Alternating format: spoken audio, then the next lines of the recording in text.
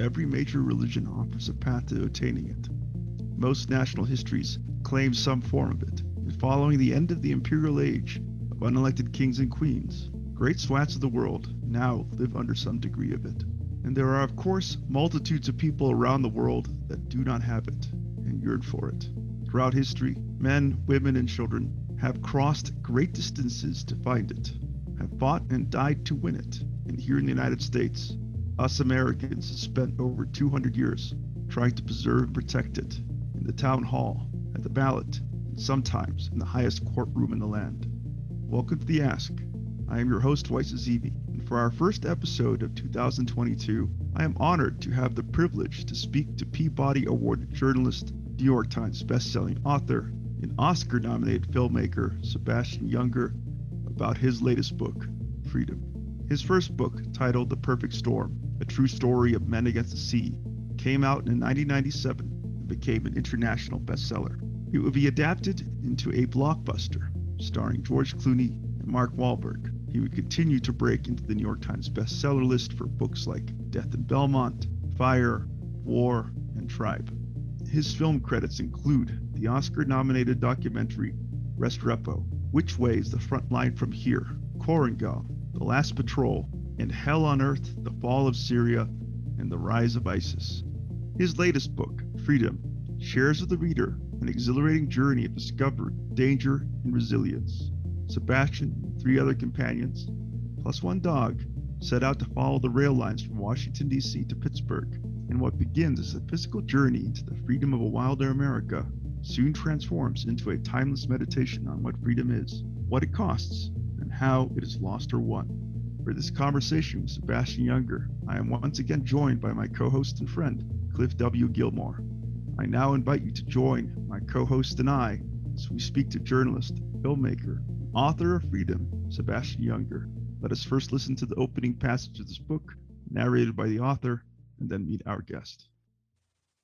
To my beloved family, who taught me the true meaning of freedom. As for humans, God tests them so they may know they are animals. Ecclesiastes chapter 3, verse 18. Book 1. Run. The change was immediate. The country opened up west of Harrisburg, and suddenly we could drink from streams and build fires without getting caught, and sleep pretty much anywhere we wanted. We'd walk the railroad tracks from Washington to Baltimore to Philly, and then turn west at the main line and made Amish country by winter. The Pennsylvania fields lay bare and hard in the cold, but there were seams and folds in that country, strips of woods along stream bottoms, windbreaks between the cornfields, ridges left wild for hunting, where a man could easily pass the night unnoticed. Once we cooked dinner on a steep hill above the town of Christiana, and went to sleep in a snowstorm listening to the clatter of carriage horses on the street below. At dawn we walked into town for pancakes and coffee, and then headed on up the railroad tracks before anyone whose job it was to stop us even knew we'd been there. But outside Harrisburg, where the Juniata River runs into the Susquehanna, at her great breaching of Blue Mountain, we seemed to have been simply released into the wild. Welcome to The Ask. Thank you for being here, Sebastian. My pleasure. Thanks for having me. We are here to discuss your latest book, Freedom. And to kick things off, I'd like to sort of turn over to our co-host, Cliff W. Gilmore, to kickstart our conversation. Thanks for that, Weiss. And Sebastian, also, thanks for your time. I've long taught time's finite, time is precious. And that's one of the few things we can control and hand away as a gift. So thank you for your willingness to talk. Kind of the way we'd like to approach this, talk a little bit about the book, the structure of it, some of the arts that went behind putting your voice into it. And then we've got an eye on a closing question where we've sort of used the discussion to grind the lens, so to speak, and then want to explore a little in the final minutes, looking through that lens at current events and the day, not in a pick a side sort of way, but just in that question of, what is freedom? You've got your book broken out into, three generally expansive chapters: the run, the fight, the think. I know from having done a bunch of my own work that narrowing what you want to write about is one of the biggest challenges. I'm curious, just in the artistry of it, how did you bring yourself to those three categories? And maybe even what did you leave behind? What was there, is there a fourth thing that you wish you could have, would have, should have? But I'm curious about that, just as the artistic process, Sebastian. Well, I studied anthropology in college and I see things through that lens generally. And it struck me that humans may be the only species where a smaller individual or a smaller group can defeat a larger individual or a larger group. And in chimpanzees and elk and mice and what have you, the sort of largest dominant individual invariably wins confrontations. And that scales up to the largest group wins confrontations, but not in humans. So the definition of freedom basically means that you can defend yourself against people that would take your freedom away. And that often means defending yourself against groups or individuals that are bigger than you, that are more powerful than you. And if it weren't for this unique human capability that smaller groups and individuals can defeat larger ones, if it weren't for that, really there would be no freedom in the world, meaning that people would not have the ability to be self-defining, to be autonomous. They would have to obey a greater power or suffer the consequences.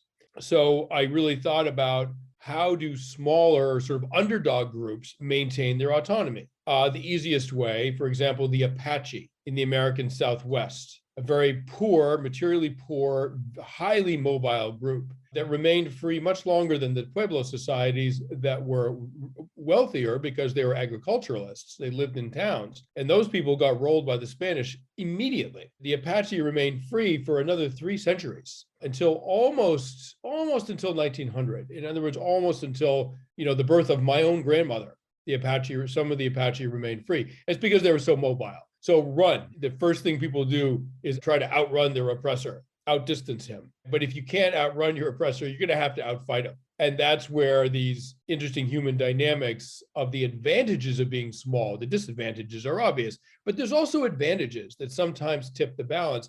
I looked at the Montenegrins, who are a sort of fierce mountain tribe in Eastern Europe, just above Greece. And in the early 1600s, the Ottoman Empire invaded them repeatedly. And the Montenegrins were outnumbered by as much as 12-1.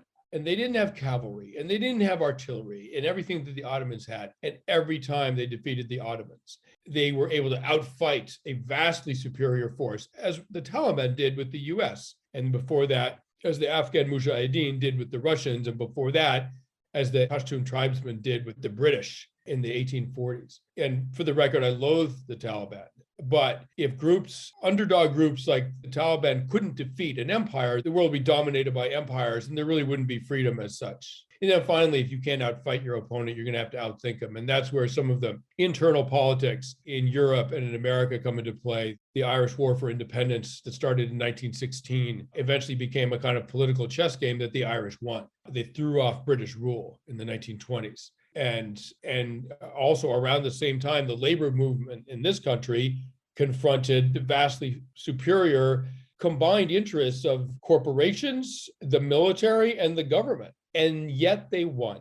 And they won partly because they just outthought their opponent. That's how I came to divide this short book into 3 sections. Sebastian, thank you for taking us through how you chaptered your book. And it certainly is a great way to think about freedom in the sense of how an individual fights for it and maintains it. Now, for those who will be discovering this book, freedom is in part a meditation on history. It's also in part a meditation on a journey that you personally took several years ago with some close friends. And the book is built around this incredible series of treks that you did throughout the United States, following rail lines throughout the Northeast and ending up in parts of the country that you simply wouldn't see or discover otherwise, and experiencing things that are certainly things that you would pick up off the beaten path. Eccentric characters, dangerous situations, sickness, hunger, exhaustion, all that made up a part of this book. And it, in fact, was captured in a documentary that came out on HBO called The Last Patrol, made with your longtime collaborator, Nick Quested. Yeah. That film came out in 2014. And in between The Last Patrol, you've been incredibly active as a creative. That includes the book before this, Tribe, on Homecoming and Belonging in 2016, the full-length documentary for National Geographic, Hell on Earth, The Fall of Syria and the Rise of ISIS in 2017, and most recently you contributed to Blood on the Wall. which was the latest film that came out of your collaboration with Nick Quested, looking at the crisis on the American-Mexican border and some of the components that are driving people from South and Latin America to look for refuge in the United States. That's the considerable amount of time between that experience of actually taking part in the last patrol with your close friends. Yeah. Why did you feel the last few years was the right time to go back to that experience and write this book? Yeah, so I wanted to write a book about freedom, and it's a very abstract word. It's hard to define. Well, it's hard to define. It's easy to define in a sense because there's so many different definitions. You like throw a dart at a wall and you hit a definition of freedom. But I didn't want to write something that was completely sort of abstract and intellectual. History is amazing, but I wanted something that was a little bit also had a sort of real life storyline. And I thought about this amazing trek that I took. I asked myself the question, when have you been the most free in your life? And that the answer to that question, depends on how you define freedom, but in a very raw sort of physical sense, I was by far the most free during this trek. We walked along, me and couple of combat vets and another war photographer. We walked along the railroad lines from Washington, D.C. to Philadelphia, and then we turned west and headed for Pittsburgh. And we chose the railroad lines because it's sort of no man's land. It's illegal to be there, which means you're pretty much alone out there. It's a kind of no man's land. You can do it as long as you have to dodge the police. As long as you manage to do that, you can kind of do what you want. So we were sleeping under bridges and in abandoned buildings and getting our water out of creeks and cooking over fires. And railroad line goes right through the middle of everything. So you're going right through ghettos, through farmland, through wilderness, through suburbs, industrial wasteland, you name it, like you go through it on railroad line. So it was survival in a very varied environment. It wasn't just, woods and streams and fields, it was also ghettos and suburbs. The suburbs were the hardest to survive in because there's so much surveillance. And it's very, very hard to stay out of the way of the police, and the people who live in suburbs are very paranoid. But ultimately, every night, we were the only people who knew where we were. And it just occurred to me, like, that's one definition of freedom, that your whereabouts are completely unknown to everyone from, your wife to the police or whatever. Like, nobody knows where you are at this moment. And that's a freedom that can be horribly misused, obviously, but also it's enormously liberating. And that used to be, not too long ago, rather, that was life, right? I mean, we didn't have cell phones. We didn't have instant communications. When you set out for, San Francisco on the rail line in, 1870, no one knew where you were at night. There was no way to tell anybody, right? That's the human norm. And now all of a sudden that's changed. And so I just thought I would bring this extraordinary trek that we did over the course of a year. I thought I would bring that into the conversation about freedom because it was a living, breathing example of four men who were very, very free in a certain sense. And that freedom came at a very, very high cost of effort and hardship. We were carrying everything we needed. We were exhausted a lot of the time. We walked all day long. We had to dodge the police. We got sick from the water we were drinking. It was a physically hard, harsh existence. And we bought our freedom with that effort, with that suffering. And so I thought that was an interesting component to add to the more historical aspects of the book. Sebastian, I'm struck almost immediately by sort of I don't even know what label to put on it, but I heard you say that to go find the space where you could be free, you actually ended up picking a place where you weren't supposed to be. And throughout the book, for me, I took away that issue of trying to find that balance. And you talked about it just in that response to the question there, that you have the freedom, but it comes with the price. That becomes almost a cliche, it seems like. And then we take that into service in the military and the sound of freedom of airplanes training over you and that sort of thing. But I think you really did seem, to me, it called out to that needing to find that balance, that if you're totally free, then ultimately perhaps you're totally independent. If you're totally independent, you're totally alone. If you're totally alone, you're going to have to find some space at some point where you either infringe on someone else or have to find someone else to help carry you. You look like you're ready to talk, and I didn't even get to a question. That's fantastic. Oh. Please interject. Yeah, I mean, what the mistake that I think sometimes people make is they imagine that they can be completely safe and completely free at the same time, and it's nonsense. Your safety comes from the proximity of others, from being in a well-organized group or society that has figured out the challenge of self-protection, figured out the challenges of feeding and housing and sheltering and caring for vulnerable people. A person in splendid isolation in the wilderness, of course, is completely free, but humans die almost immediately in nature if they're left alone, right? I mean, we only survive because we exist in groups, and for hundreds of thousands of years, have done so. And if you exist in a group, you have to abide by its norms. And you're not free. You're not free of the group's norms. And if you live in this country, one of the norms is that you have to drive on the right-hand side of the road unless instructed by a police officer to do otherwise, because there's some orange traffic cones. And you have to stop at red lights and all that. Those are the norms of the land, right? And you're not free to violate them. And if you do violate them, you are risking your life and other people's lives,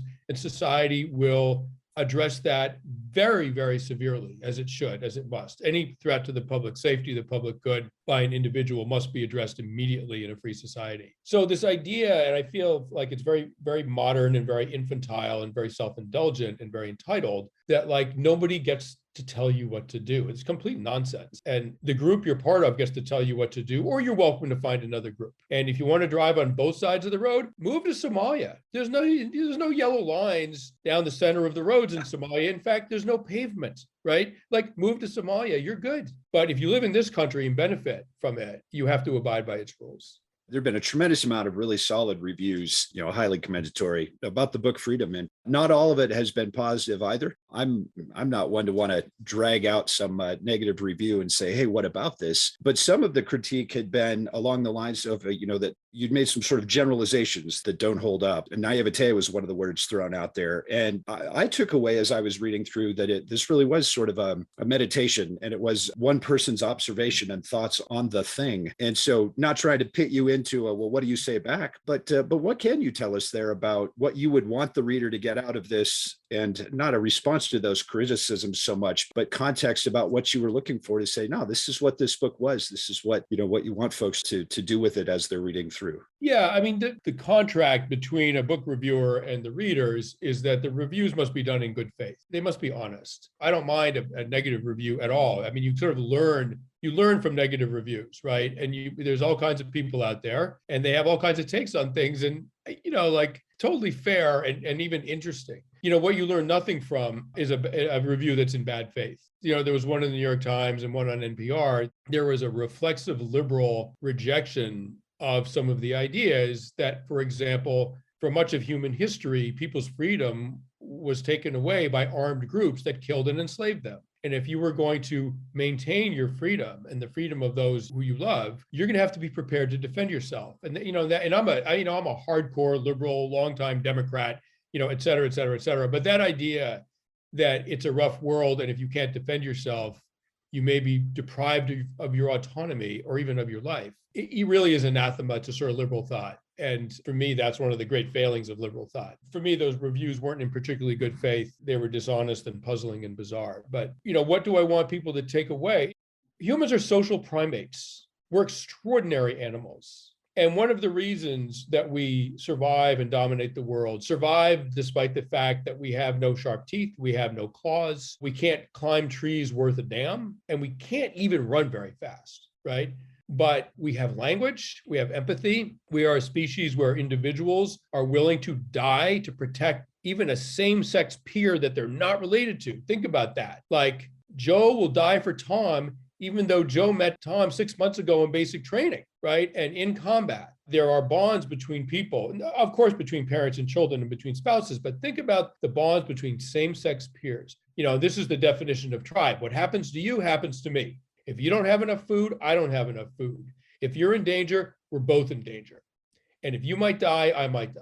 That's what tribe is, and only humans do that. But if you enjoy the benefits of that, and the benefits are innumerable, right? I mean, you're physically more safe, but things that make you physically safer make you emotionally safer.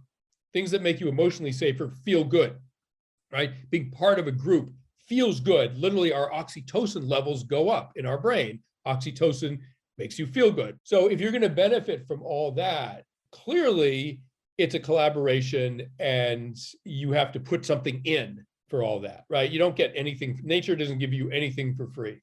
And so for me, what I want people to take from Freedom is the question, so what do I owe back to my group? Maybe my group is my neighborhood.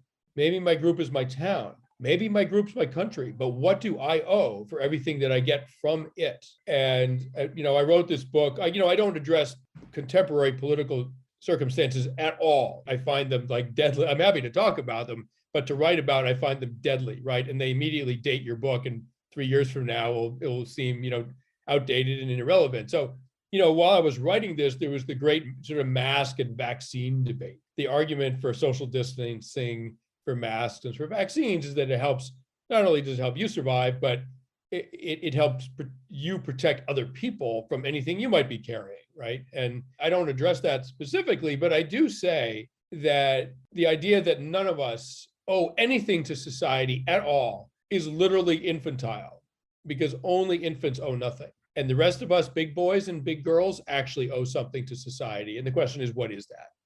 Sebastian, you don't need my validation in response to some of the reviews.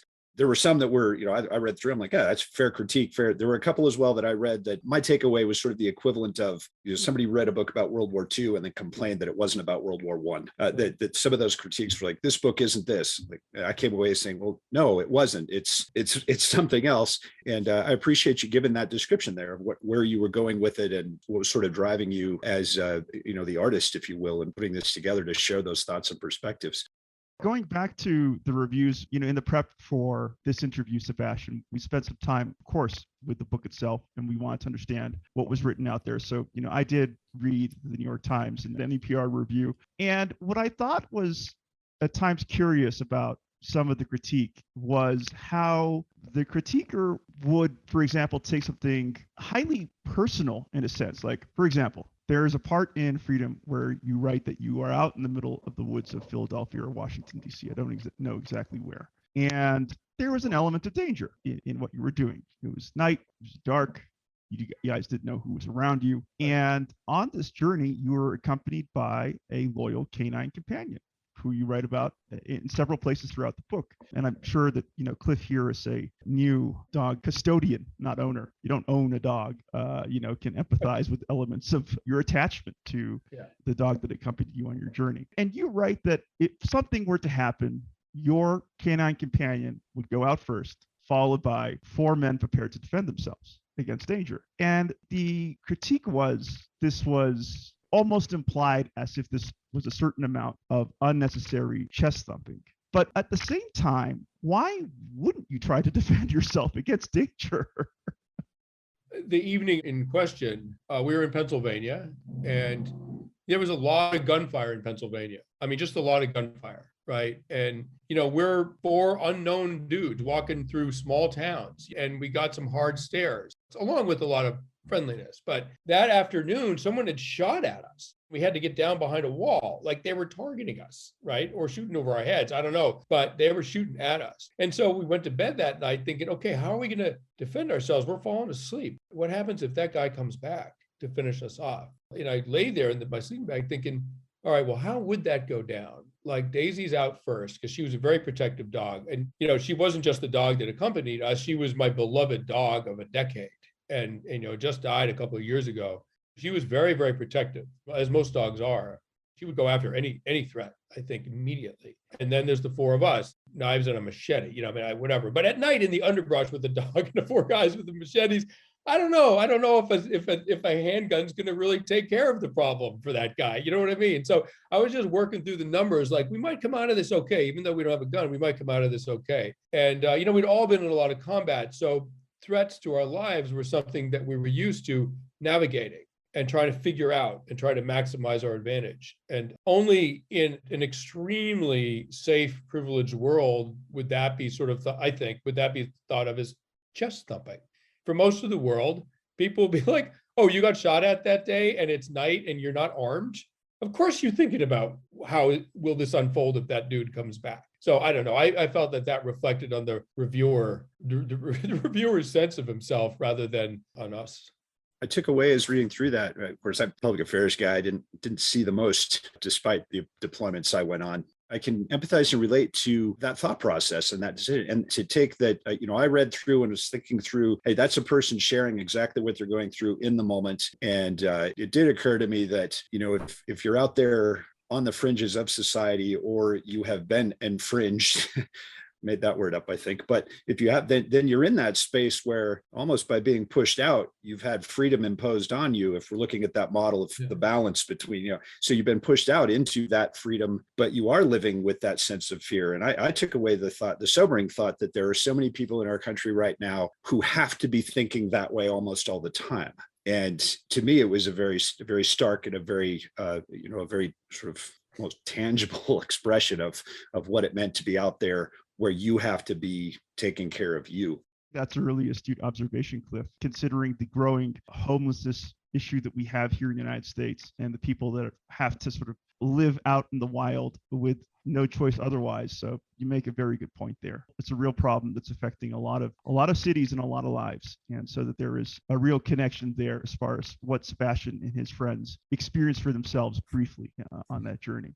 You touched upon this earlier in our conversation, and I got the sense that freedom was at least in part a meditation on what it truly means to be free. And one passage in your book, whether intentional or not, seems to take direct aim at the American public and our response to the COVID-19 pandemic, as you talked about earlier in this conversation.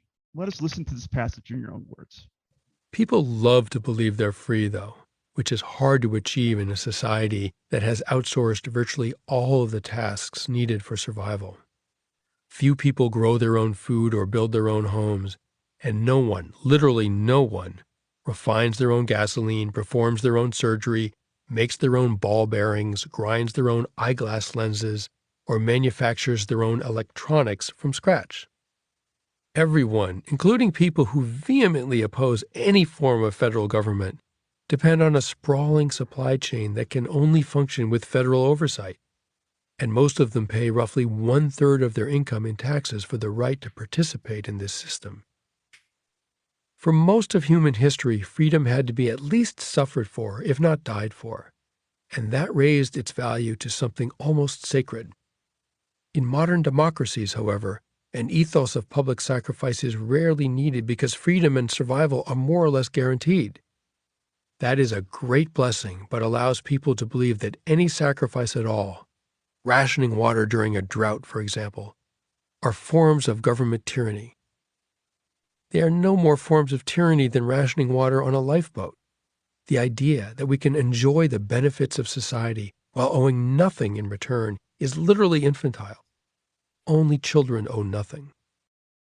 And so that last line about wanting to enjoy the benefits of society without sacrificing anything in return, hits especially hard. I look at this passage in the context of the politicization of mask wearing, not even getting to get into vaccines, and how a section of the American public continues to view mask mandates as an assault on their freedom. You brought up the issue with this in our conversation previously, but how do you think we could do a better job as a nation at communicating the need to embrace civic responsibilities for each American to better ensure our collective freedom? Well, I think both the Democrats and the Republicans sometimes take issues like masks and vaccines and, even recycling or whatever. I mean, a lot of stuff that I'm for, right? But I think, both sides can take it and politicize it because they consider it to be a potential wedge issue that will invigorate the base. So in 2004, George Bush, who was just at the beginning of starting two wildly unsuccessful wars that did not meet our strategic goals in the world and cost an awful lot of lives, American lives as well as foreign lives.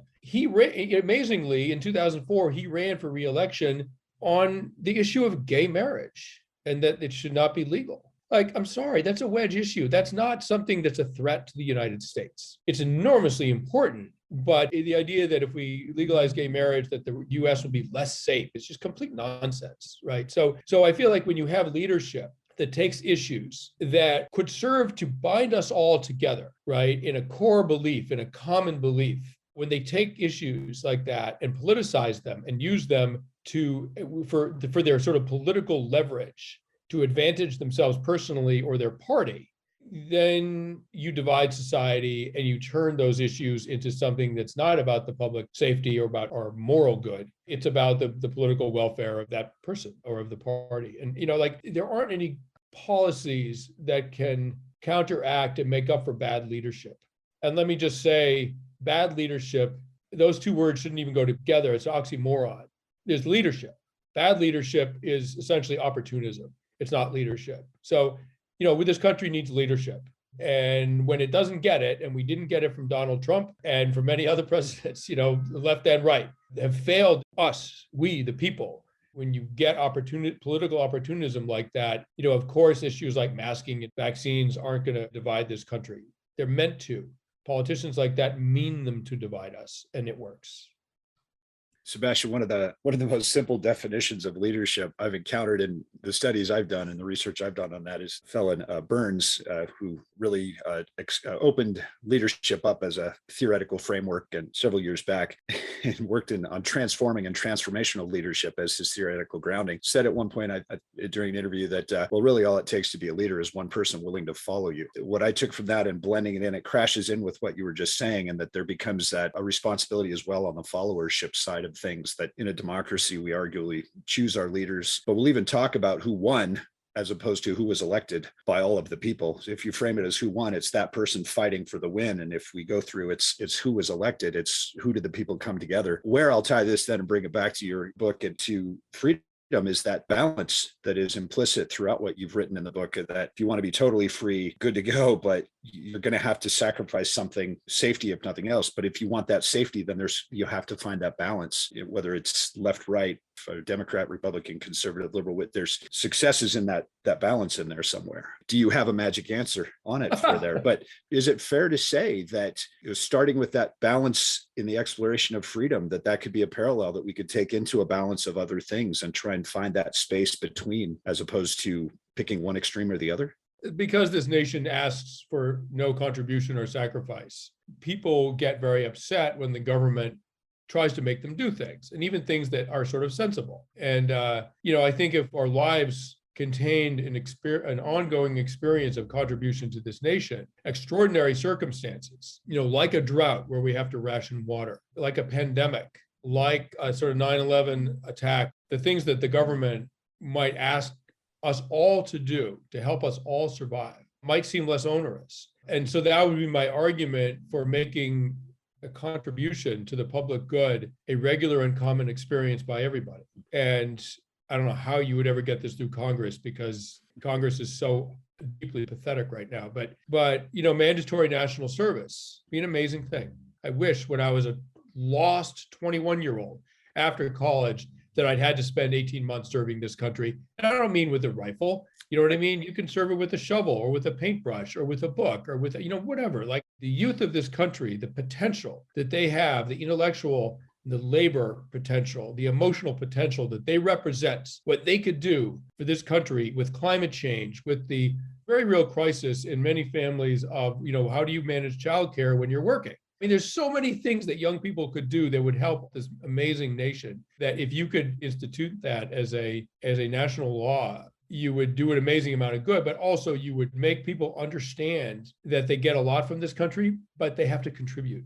Short of that, what I would say, there's three ways to feel like you're part of this nation. They're slightly symbolic, slightly ritualized, but symbolism and ritual can be very important. And, not everyone is like 23 years old and can get through Marine boot camp, right? I mean, there should be ways to serve this country that don't require a person to be young and strong, and because we're not all young and strong. So first of all, vote. All of you have to vote. Everybody has to vote. And you want to be in a country that needs you to vote, because if you're in a country that doesn't want you to vote, you're not in a democracy. And you can reject that way of thinking, and both parties can think that way if they think it's to their advantage. You can reject that way of thinking by marching down to the voting office and voting in elections. Secondly, serve on jury duties. You must. Jury duty is what separates us, what protects us from tyranny. Jury duty means that no one person, no sheriff, no prosecutor, no policeman, no mayor, no president can decide the fate of another person.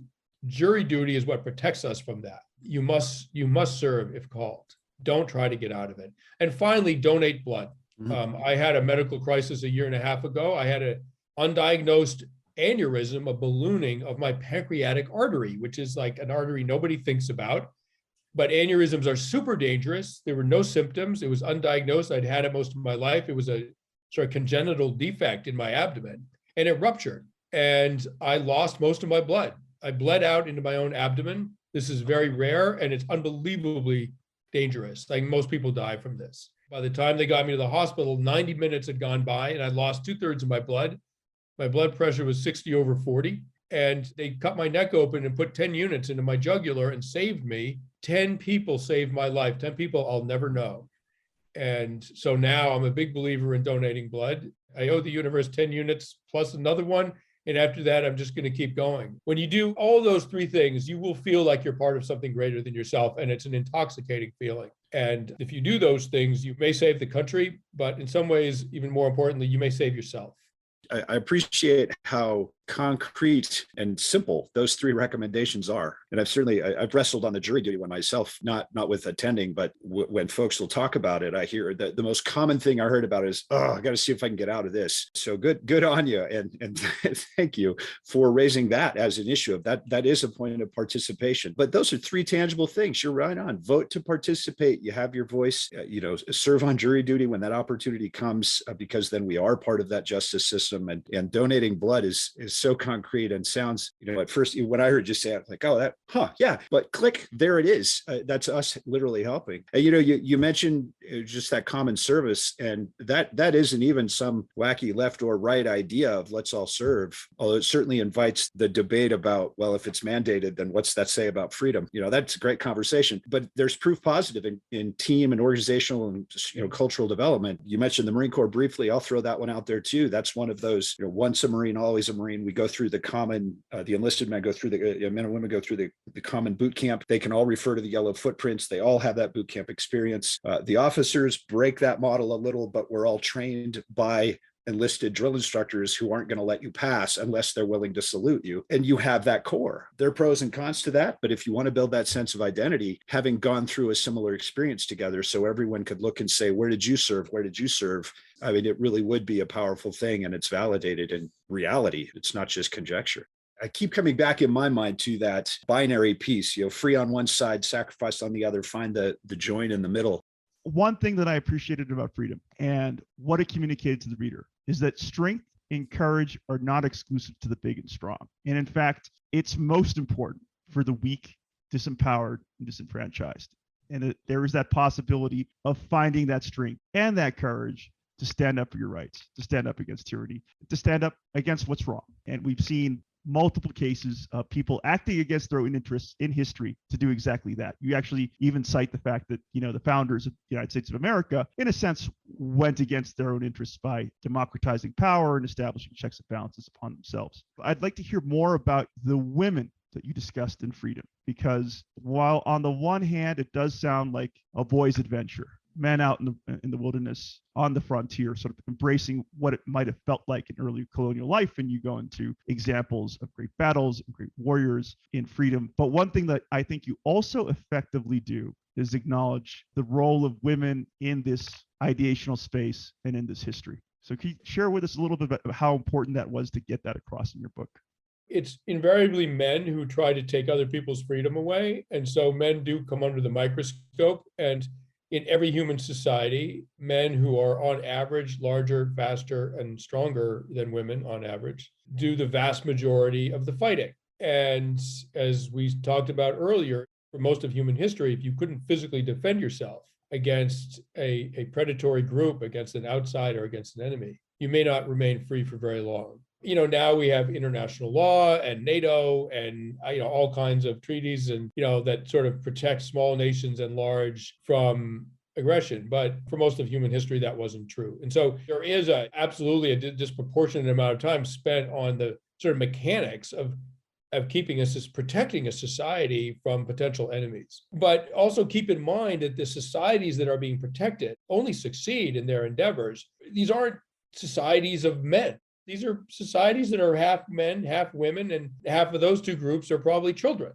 It takes all of those groups to make a society work. And so specifically, I wanted to look at common elements in successful underdog groups. And, any indigenous society incorporates women in very, very, very important ways into their survival methods, right? I mean, without women or without men, societies would collapse. They could not function. They could not keep themselves alive. That's just, it's so obvious it almost goes without saying. But then in actual uprisings and revolutions and labor protests, if you don't incorporate women into your efforts, you are much less likely to succeed.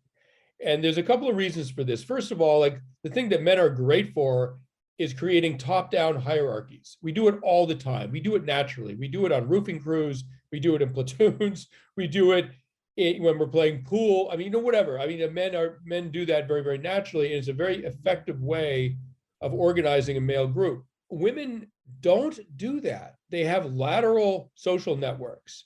And the advantage of those is that you can't decapitate them. Like the authorities cannot take out the leader as they can with a male hierarchy. They can't take out the leader with female groups because they're lateral.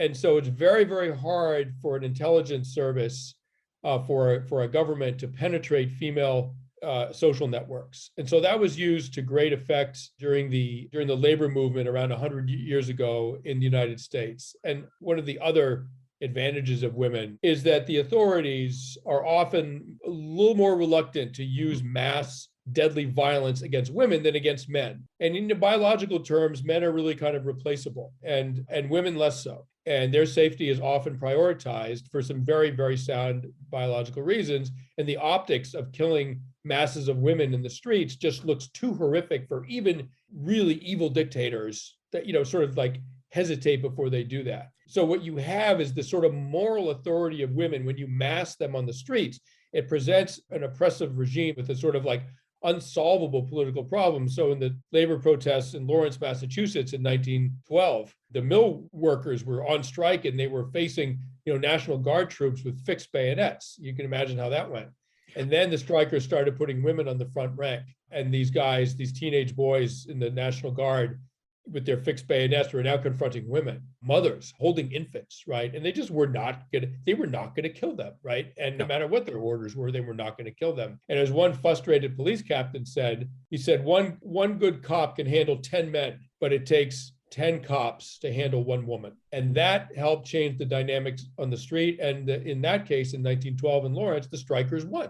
Against all odds, they won. And it was the beginning of the successful phase of the labor movement in this country.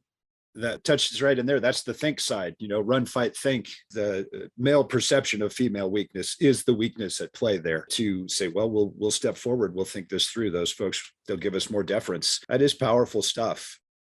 We Americans understand full well the sins and mistakes of our country, from the original sin of slavery, the shameful legacy of Jim Crow, to our government's cynical support for tyrants of all stripes throughout the world during the Cold War. However, those sins must be set against two pivotal saving graces: the drafting and enforcement of our Constitution, our Bill of Rights, and the blood and treasure we spilled, stopping and rolling back two of the most horrific regimes in world history, Nazi Germany and Imperial Japan.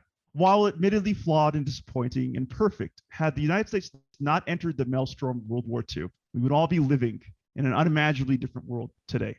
When seen that way against the canvas of world history, the American era can indeed be regarded as an indispensable one that pursued a justness of some kind among people and nations.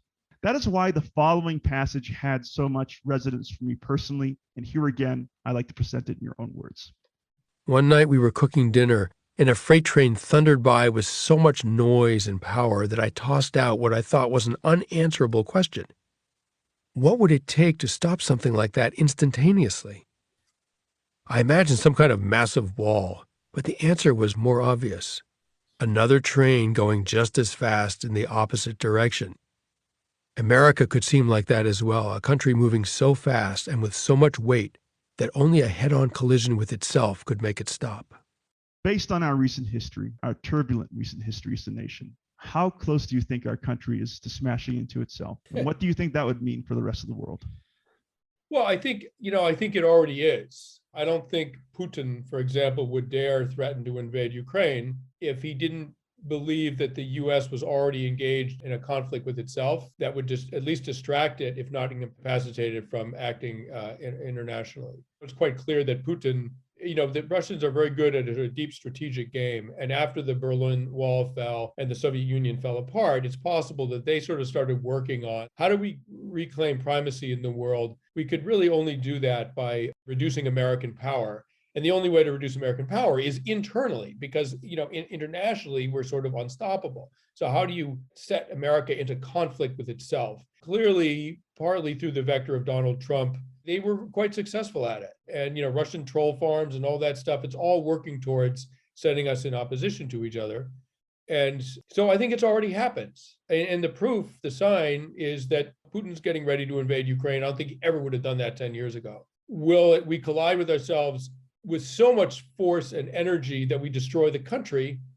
I would say there's about a 10% chance of that. So yeah, a significant chance. If someone said you've got cancer and you have a 10% chance of dying, that would be a serious moment for me, right? I mean, I think that's about where the country's at. I don't think it's likely, but I think there's a significant chance. I don't care if you're a Democrat or a Republican. We all must love the democratic process. It's a sacred process. It upholds human dignity, human freedom, wherever you fall in the political spectrum. And part of the democratic process is abiding by the decision of the courts. Sorry, that's the final arbiter on everything. And when the courts decide otherwise, you're really not free to say, well, the courts are all wrong too. My personal narrative is actually what's true. You actually don't get to do that in a democracy. The one thing you can't do in a democracy is use violence to affect an outcome. Then you're not in a democracy, you're in a fascist state.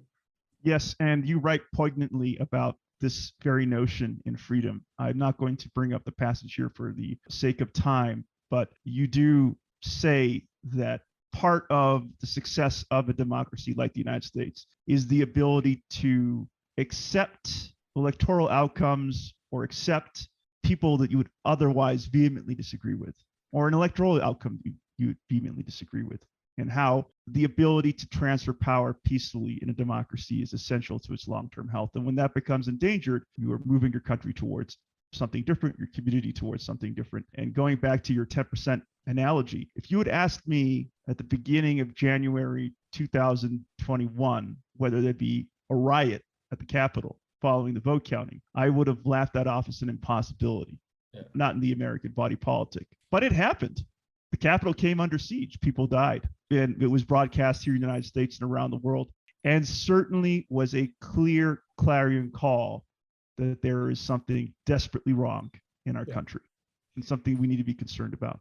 Yeah, most elected Republicans are espousing the position that the vote was rigged and Joe Biden didn't win the election. And they're espousing that position despite the fact that they know it's not true.